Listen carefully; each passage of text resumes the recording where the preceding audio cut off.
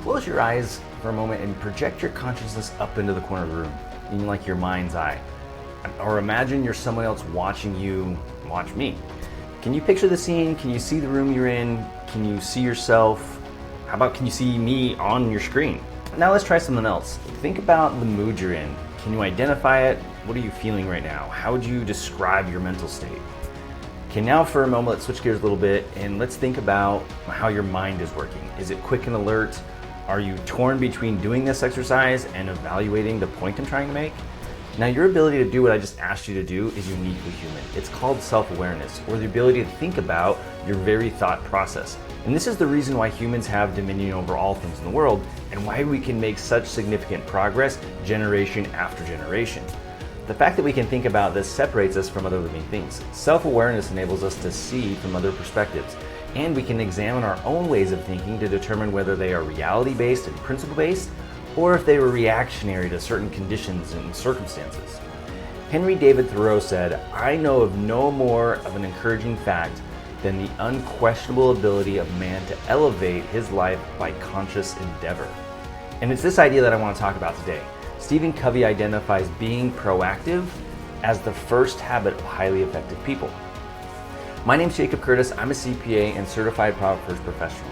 I co-own Utah Valley Quilting and founded Curtis Accounting Solutions, where we help quilt shops piece together financial freedom by implementing Profit First, doing bookkeeping, payroll, and taxes, and providing business coaching. I'd love to hear your thoughts on this subject of being proactive, so please leave a comment below, and don't forget to like, share, and subscribe. To start out, I want to tell the story of Viktor Frankl. He was a psychiatrist in the 1940s in Austria. He was also Jewish, so when Nazi Germany invaded Austria during World War II, they imprisoned him. Except for himself and his sister, his parents, brother, and his entire family, his wife, everybody all died while in prison. And he was tortured and subjected to countless indignities and difficulties. However, one day, naked and alone in a small room, he became aware of what he later called the last of the human freedoms, the freedom his Nazi captors could not take away. They could control his environment, they could do whatever they wanted to do to his body, but Viktor himself was a self-aware being who could also look as an observer at his circumstances. He had his basic identity, his character intact. He could decide within himself how all of this would affect him. He could choose how he would react. He could be proactive and not reactive. Now, being proactive means more than just taking the initiative. It means we are responsible for our behaviors and our actions and where we are in life today. Our behavior results from our decisions, not our circumstances or environment. We have the opportunity to act and the responsibility to make things happen. We can decide to put less importance on our feelings and place greater importance on our principles and our values. We're not naturally proactive, and if we're not very careful, our worldview will be controlled by external forces, like our circumstances and environment. When these external forces are in control, we become reactive. Reactive people are driven by their feelings, circumstances, conditions, and environment. Proactive people are driven by carefully thought out, selected, and internalized principles and values. Proactive people are still influenced by external factors, whether physical, social, psychological, but the response to those external factors is a value-based choice. As Eleanor Roosevelt observed, no one can hurt you without your consent. Now, I have to admit, this can be a big pill to swallow, especially if you had years, even decades, of explaining away your misery by blaming your circumstances or someone else's behavior. But until a person can say deeply and honestly, "I am what I am today because of the choices I made yesterday," that person cannot say, "and I choose to be different."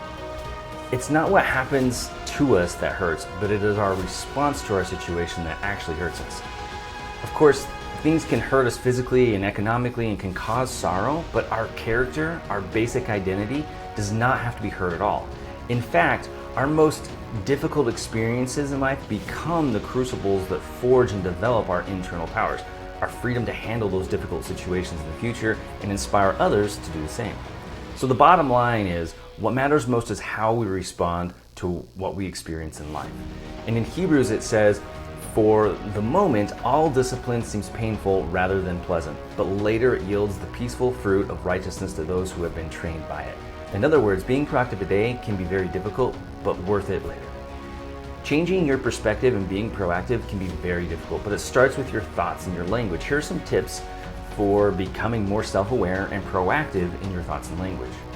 A reactive person says there's nothing I can do about it, but a proactive person says let's look for alternatives.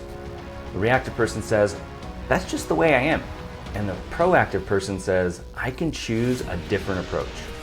A reactive person says that makes me so mad, but a proactive person says I control my feelings. Now, reactive language poses a significant issue because it makes you feel increasingly victimized and helpless, lacking control over your own life and future. You blame your current situation on external factors such as other people, circumstances, or even fate.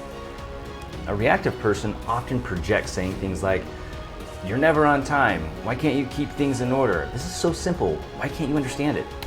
As the business owner and leader, your attitude is reflected in your store. So if you have an attitude of being victimized and helpless or reactive, you will attract employees and customers that feel the same way. And this creates an unfriendly environment, causing high employee turnover and fewer repeat customers.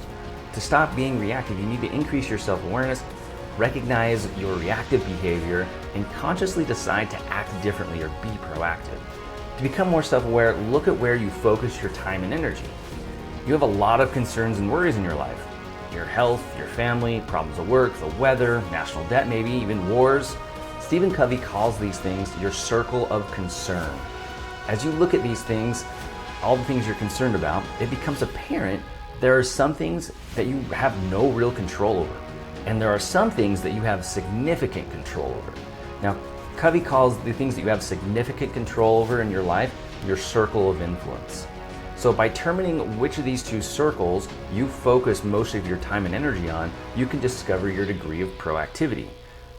Proactive people focus their efforts on things in their circle of influence. They work on things they can do something about, which enlarges and magnifies their circle of influence. Reactive people focus their efforts on things in their circle of concern. They focus on the weaknesses of others, the problems in the environment, and circumstances over which they have no control.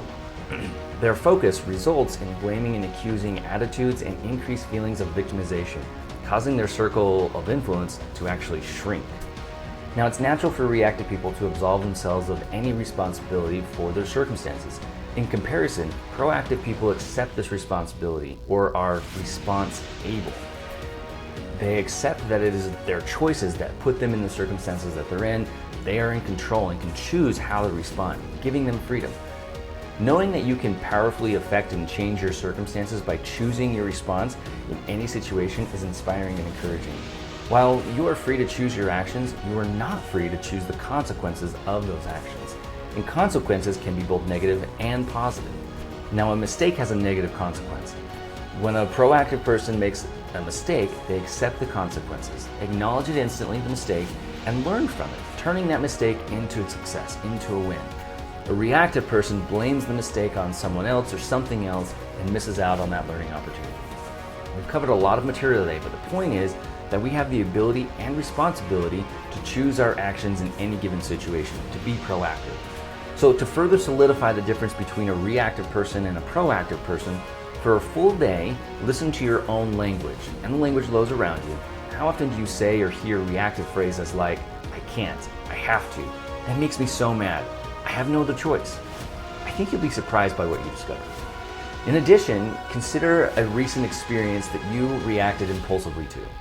Reflect on how, as a proactive person, you would approach that situation differently. How would this affect the outcome? Was the situation within your control? What triggered your reactive response? What could you have done differently to improve the outcome? If faced with a similar scenario in the future, how will you handle it proactively? Now think about a current problem at your shop. Is this something that you can control? Do you have any influence in resolving the problem? What can you control about this situation and the problem? What can you do to improve it? Right? Focusing on what you can do and then doing it reinforces your proactive approach.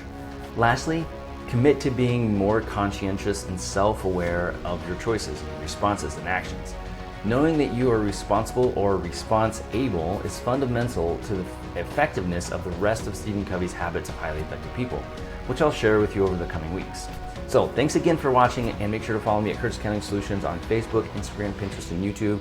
Again, what changes do you need to make to be more proactive? Tell me in the comments below. Thanks, and I'll talk to you soon. Bye.